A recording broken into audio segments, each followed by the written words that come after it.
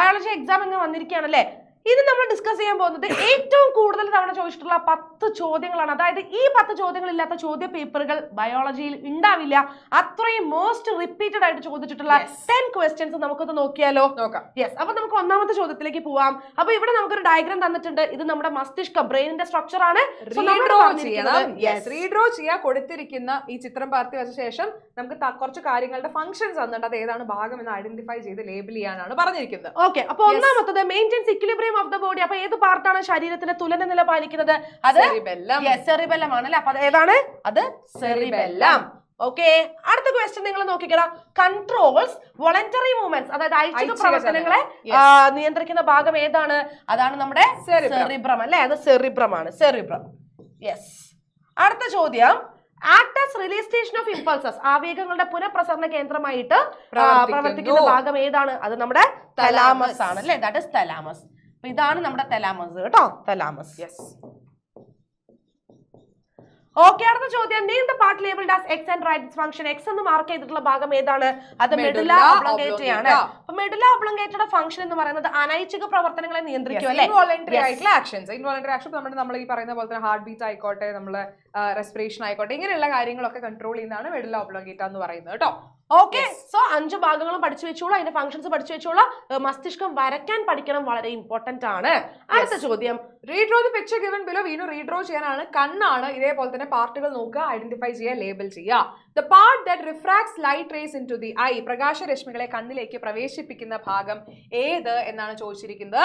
Yes, that is cornea അല്ലെ. അത് cornea ആണ് അല്ലെ. അടുത്ത ചോദ്യം, the part that adjusts its size as the intensity of light varies. എന്താണ്? പ്രകാശത്തിന്റെ തീവ്രത മാറുന്നതിനനുസരിച്ചിട്ട് അല്ലെ. എന്താണ്? ഈ പറയുന്ന പോലെ തന്നെ സൈസ് അഡ്ജസ്റ്റ് ചെയ്യുന്ന ഭാഗം ഏതാണെന്ന് ചോദിച്ചു കഴിഞ്ഞാൽ ഏതാണ്? നമ്മുടെ പ്യൂപ്പിൾ ആണ്. The part of retina where plenty of photoreceptors are seen. അതായത് പ്രകാശ തീവ്രതയ്ക്ക് അനുസരിച്ച് വലിപ്പം ക്രമീകരിക്കുന്ന ഭാഗം നമ്മൾ ഓൾറെഡി മാർക്ക് ചെയ്തിട്ടുണ്ട്. പ്രകാശഗ്രാഹികൾ കൂടുതലായിട്ട് കാണുന്ന ഭാഗം. അടുത്ത ചോദ്യം, റെറ്റിനയിൽ പ്രകാശഗ്രാഹികൾ കൂടുതലായി കാണപ്പെടുന്നത്. ഓക്കെ. അതാണ് മൂന്നാമത്തെ ക്വസ്റ്റ്യൻ. അത് യെല്ലോ സ്പോട്ട് ആണ് കേട്ടോ. യെല്ലോ സ്പോട്ട് ആണ്. അടുത്ത ചോദ്യം, മലയാളം പറയട്ടോ. പീതബിന്ദു ആണ്. യെസ്. ഓക്കെ.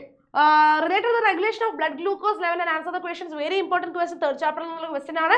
അതായത് ഗ്ലൂക്കോസിനെ ഗ്ലൈക്കജൻ ആക്കുന്നു, ഗ്ലൈക്കജനെ ഗ്ലൂക്കോസ് ആക്കുന്നു. Identify the hormones indicated as X and Y. അപ്പൊ എക്സും വൈയും ഏതൊക്കെയാണ് ഹോർമോണുകൾ എന്നാണ് ചോദിച്ചിരിക്കുന്നത്. ഗ്ലൂക്കോസിനെ ഗ്ലൈക്കജൻ ആക്കി മാറ്റുന്നത് ആരാണ്? ഇൻസുലിൻ ആണ്. അതേ സമയത്ത് ഗ്ലൈക്കജനെ ഗ്ലൂക്കോസ് ആക്കി മാറ്റുന്നത് ആരാണ്? അത് ഗ്ലൂക്കഗോൺ ആണ് അല്ലെ. Yes. Name the gland which produce these hormones. ഏത് ഗ്രന്ഥിയാണ് ഈ ഹോർമോണുകളെ ഉൽപ്പാദിപ്പിക്കുന്നത്? അത് നമ്മുടെ പാൻക്രിയാസ് ആണ് കേട്ടോ. പാൻക്രിയാസ്. ഓക്കെ അല്ലേ. അടുത്ത ചോദ്യം, name the disease cause due to the reduced production of the hormone X. X എന്ന് പറയുന്നത് ഇൻസുലിൻ ആണ്. ഇൻസുലിന്റെ ഉൽപാദനക്കുറവ് കാരണം ഉണ്ടാകുന്ന രോഗം ഏതാണെന്നാണ് ചോദിച്ചിട്ടുള്ളത്. അത് പ്രമേഹമാണ് അല്ലെ. ഡയബറ്റിസ്. പ്രമേഹ രോഗം അഥവാ ഡയബറ്റിസ് ആണ്. Write the symptoms of the disease. എന്തൊക്കെയാണ് ഡയബറ്റിസ് വന്നാലുള്ള രോഗലക്ഷണങ്ങൾ? ഇപ്പൊ ഇങ്ങനെ ഡയബറ്റിക് ആണെന്ന് പറഞ്ഞ ആൾക്കാർക്ക് ഈ പറഞ്ഞ ഭയങ്കരമായിട്ടുള്ള ദാഹം അല്ലെ, തേഴ്സ്റ്റ് ഭയങ്കരമായിട്ടുണ്ടാവും, വിശപ്പ് ഉണ്ടായിരിക്കും, ഇങ്ങനെയുള്ള കാര്യങ്ങളൊക്കെയാണ് കൂടുതലും ചെയ്യാനുള്ള ടെൻഡൻസി അല്ലെ. കൂടെ മൂത്രം ഒഴിക്കാൻ തോന്നുന്ന ആ ഒരു ടെൻഡൻസി എന്ന് പറയുന്നത് ഡയബറ്റിക് ആയിട്ടുള്ള ആൾക്കാരിൽ കാണാൻ പറ്റുന്നതാണ്. അടുത്തത്, write another action of the hormone Y in the regulating the level of glucose in blood. Y എന്ന് പറയുന്നത് ആരാണ്? ഗ്ലൂക്കഗോൺ ആണ്. ഗ്ലൂക്കഗോണിന്റെ ധർമ്മം നമ്മൾ ചോദിച്ചിട്ടുണ്ട് അല്ലെ. അപ്പൊ ഗ്ലൂക്കഗോണിന്റെ ഒരു ധർമ്മം ഓൾറെഡി അതിൽ തന്നിട്ടുണ്ട്. എന്താണ്? നമ്മുടെ ലിവറിൽ വെച്ചിട്ട് ഗ്ലൈക്കജനെ ഗ്ലൂക്കോസ് ആക്കി മാറ്റും. മറ്റൊരു ധർമ്മം എന്ന് പറയുന്നത് അമിനോ ആസിഡുകളിൽ നിന്ന് ഗ്ലൂക്കോസിനെ ഉൽപ്പാദിപ്പിക്കുന്നത് ആരാണ്? ഗ്ലൂക്കഗോൺ ആണ് കേട്ടോ. അപ്പൊ രണ്ടും പഠിച്ചു വെച്ചോളാം. ഇൻസുലിനും ഗ്ലൂക്കോഗോണും മാറി ചോദിക്കാറുണ്ട്. അടുത്ത ചോദ്യം, evaluate statement and answer the questions. Okay. പ്രസ്താവന വിലയിരുത്തി ചോദ്യങ്ങൾക്ക് ഉത്തരം എഴുതുക. Ants moving in a line along a particular trail by the production of certain chemical substances. അതായത് ഉറുമ്പുകൾ ചില രാസവസ്തുക്കൾ ഉൽപ്പാദിപ്പിക്കുന്നതിനാൽ ഒരു നിശ്ചിത പാതയിലൂടെ വരിവരിയായി സഞ്ചരിക്കുന്നു. Such chemicals are known as. ഇത്തരം രാസവസ്തുക്കൾക്ക് പറയുന്ന പേരെന്താണെന്ന് ചോദിച്ചിരിക്കുന്നത്. ഫിറോമോൺസ് അല്ലെ. ഇങ്ങനെയുള്ള രാസവസ്തുക്കൾ അതായത് കെമിക്കൽസ് നമ്മൾ പറയുന്ന പേരാണ് ഫിറോമോണുകൾ എന്ന് പറയുന്നത്. ഫെറമോൺ അല്ലെങ്കിൽ ഫിറമോൺ. യെസ്. ഇനി right 2 examples for these chemical substances. ഏതെങ്കിലും 2 എക്സാമ്പിൾ ആണ് എഴുതാൻ പറഞ്ഞിരിക്കുന്നത്. അപ്പൊ ഒന്നുകിൽ നിങ്ങൾക്ക് ഈ പറഞ്ഞ പോലെ സിവറ്റോൺ എഴുതാം, അതല്ലെങ്കിൽ ബോംബിക്കോൾ എഴുതാം, ഓക്കെ. അപ്പൊ ഇതിൽ നിങ്ങൾ ഏതെങ്കിലും 2 എണ്ണം, എന്തായാലും നിങ്ങൾ ഒരു 3 എണ്ണം പഠിച്ചു വെക്കുക കേട്ടോ. കാരണം ചിലപ്പോൾ മാച്ച് ദ ഫോളോയിങ് ഒക്കെ ചോദിച്ചാൽ നിങ്ങൾക്ക് അങ്ങനെ എഴുതേണ്ടി വരും.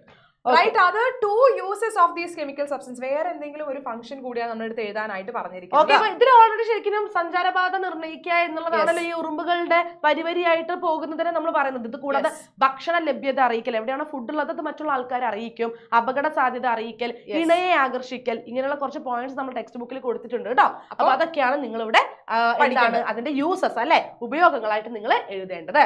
Change in the shape of red blood cells in a genetic disease is given below. Analyze it and answer the questions. ഇത് പിക്ചർ തന്ന് സ്ഥിരമായിട്ട് ചോദിക്കുന്ന ഒരു ചോദ്യമാണ്. ഈ ജനിതക രോഗം ഏതെന്നാണ്. ഈ ഒരു ഷേപ്പ് കണ്ടാൽ ഓർത്തോ ഇത് എന്താണ്? അരിവാൾ രോഗം അഥവാ സിക്കിൾ സെൽ അനീമിയ ആണ്. Sickle cell anaemia.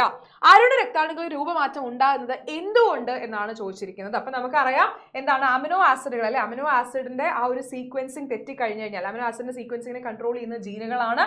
ആ ജീനുകൾക്ക് തകരാറ് സംഭവിച്ചു കഴിഞ്ഞാൽ അമിനോ ആസിഡിന്റെ സീക്വൻസിങ് തെറ്റും. അമിനോ ആസിഡിന്റെ സീക്വൻസിങ് തെറ്റിക്കഴിഞ്ഞാൽ എന്ത് സംഭവിക്കും?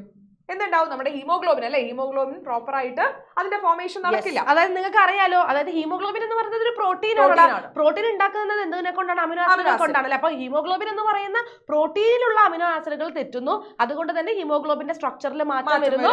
അപ്പം ഹീമോഗ്ലോബിൻ ഇരിക്കുന്നത് RBC യിലാണ്.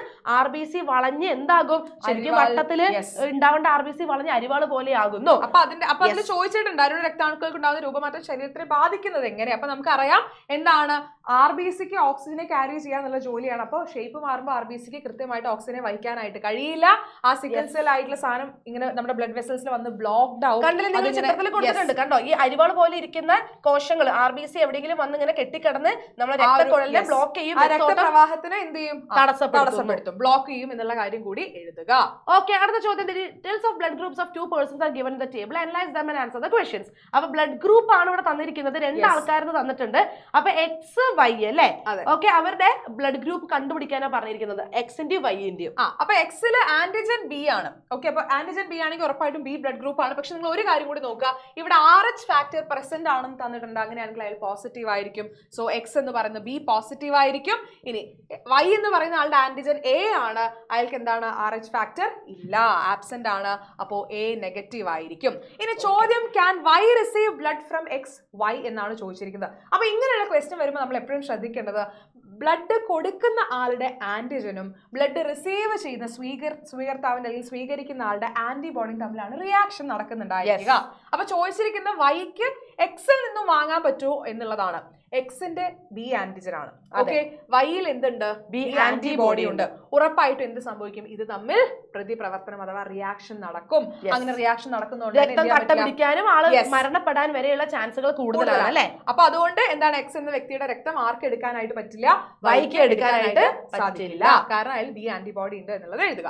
അടുത്ത ചോദ്യം, stages in the process of protein synthesis R given below. Arrange them in sequential order. അതായത് പ്രോട്ടീൻ നിർമ്മാണ പ്രക്രിയയുമായി ബന്ധപ്പെട്ട് കുറെ ഘട്ടങ്ങൾ തന്നിട്ടുണ്ട്, നമ്മളോട് ഉചിതമായി ക്രമീകരിച്ച് എഴുതാനാണ് പറഞ്ഞിരിക്കുന്നത് അല്ലെ. അപ്പൊ നിങ്ങൾക്ക് അറിയാലോ, ഈ ഒരു ചിത്രം പഠിച്ചു വെച്ചിട്ടുണ്ടെന്നുണ്ടെങ്കിൽ നിങ്ങൾക്ക് ഇതിന്റെ കംപ്ലീറ്റ് ആൻസേഴ്സ് കിട്ടും.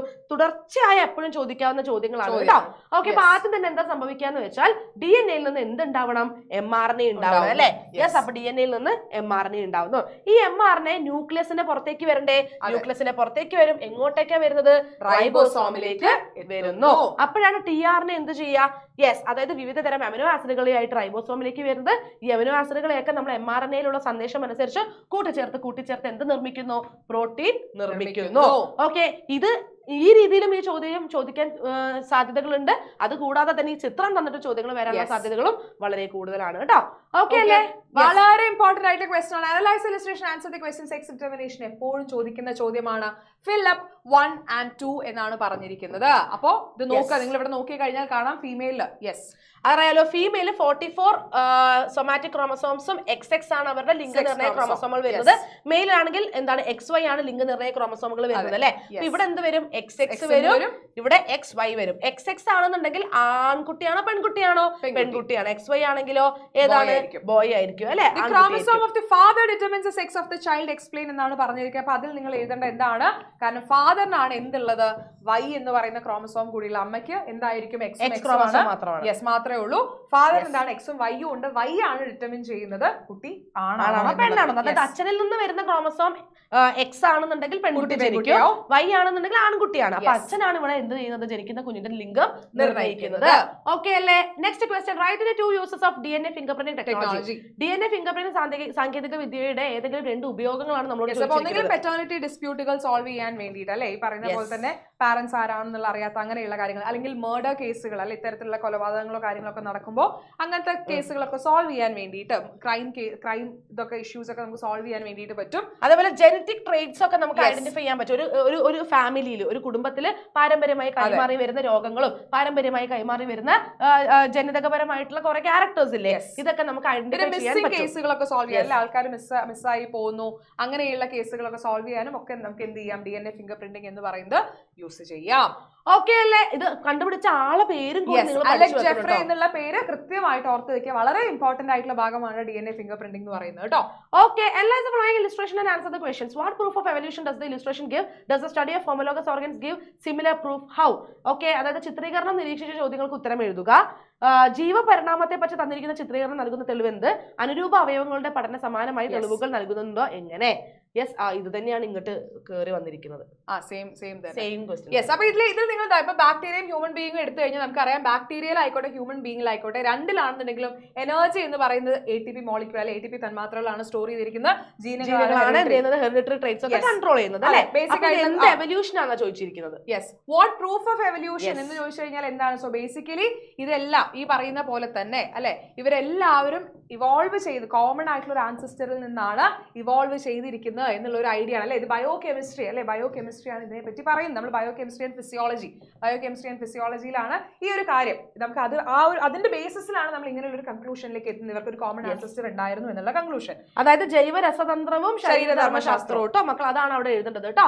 അടുത്തത് നമ്മൾ ചോദിച്ചിരിക്കുന്നത് എന്താന്ന് വെച്ചാൽ, does the study of homologous organs give similar proof? How എന്നാണ് ചോദിച്ചിരിക്കുന്നത്. യെസ്, കാരണം എന്താണ്, ഹോമോലോഗസ് ഓർഗനുകളെ പറ്റി പഠിക്കുമ്പോൾ നമുക്ക് അറിയാം, അതിൽ ആക്ച്വലി ചോദിച്ചിരിക്കുന്നത് എന്താണ് ഹോമോലോഗസ് ഓർഗൻസ് എന്നാണ് ആ ക്വസ്റ്റിന്റെ അർത്ഥം.